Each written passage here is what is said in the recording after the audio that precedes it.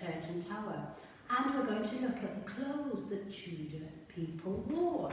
Now, very different to the clothes we wear today, but some of them did have a good function, and I'm going to start off with what the boys, or the men, would wear.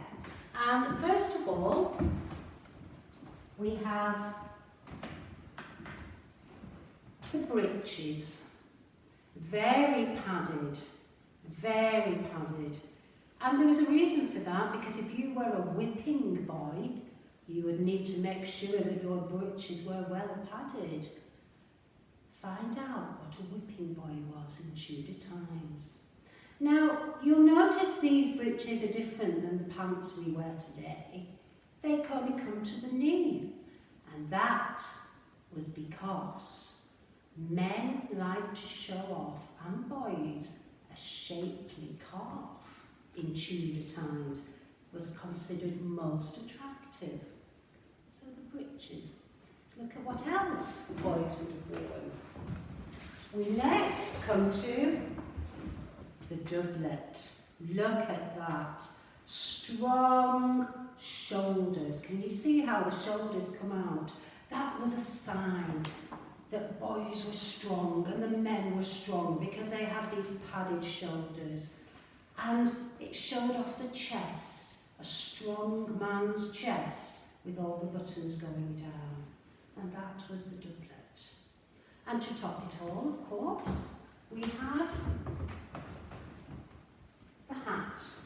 Velvets were very popular if you could afford it, or at least some kind of headwear. It was very important that some kind of headwear was worn in Tudor times. You will notice with me, you can't see my hair. Today we have fashion with long hair that falls in the face. That is no good in Tudor times. People wanted to see a pretty face. And so a coif was used. And a coif looks a little bit like a baby's bonnet.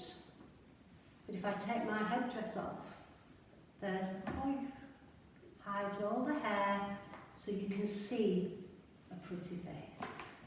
Now what about the girls? The girls' outfits, well, always began with this. I have one under mine, and here's the one for the girl. This is called a farthingale, and it's what gives the outfit the shape, so I can swish around. Now the farthingale had this attached to it. And this is called a bum roll. Yeah, you heard me right. It's called a bum roll. And the purpose was, like the men considering shapely calves to be attractive, for girls and ladies having a rather large behind was considered attractive. So bum rolls were put in the farthingales. Then over the top of the farthingale, we have, I think, what you would call today a skirt. It had a panel at the front, which was patterned and plain at the rest of the time. This is actually called a kirtle. Now, once you've got your farthingale on, don't try stepping in to put the kirtle on. Won't work. Once you've got the farthingale on, every item of clothing has to come over the head. You can't step into anything with a farthingale. Once you've got your kirtle on, over your farthingale, then comes the very heavy overdress. And you will see, if I get it the right way around, it ties at the back, and the front is open to reveal the kirtle. Then, of course, we come to the headwear, which involves the coif, as I've already shown you, and the headdress or headwear. Usually matches the kirtle and the overgown, the overdress. Now, one of the things that the Tudors were never without is the ruff. And I have a simple way of making your own ruff, as shown here. Now, this one is one I made earlier, and it should spread out and come round here once you've fashioned with it a little bit to make your own ruff. This is just made out of kitchen roll. You can use any piece of paper, card, which you think will be strong enough to give this fan shape.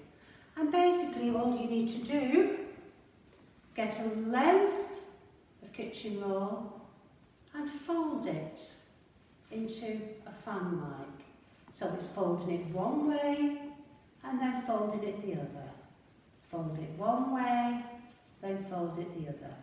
Once you've done a piece, you then get one end, and using either, because you'll have to try this out to see what works for you, either a hole punch or a pair of scissors, and be very careful, maybe get an adult to do this bit, and make a little hole in one end that goes all the way through the fans that you've made.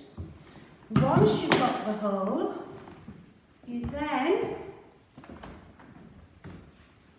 get a piece of ribbon, and it's got to be long enough to go around the neck with a little bit to tie a bow. So maybe the length of your arm. A piece of ribbon, the length of your arm should do it. And with the ribbon, you thread it through the hole that you've just made in your fan. You might find you need to do a few fan-likes and stick them all together. But before long, you will have made your very own Tudor Life. Next time, we'll be looking at how the Tudors entertain themselves through music, dance and the theatre. So have your ruffs ready, because next time we will be looking at an Elizabethan play.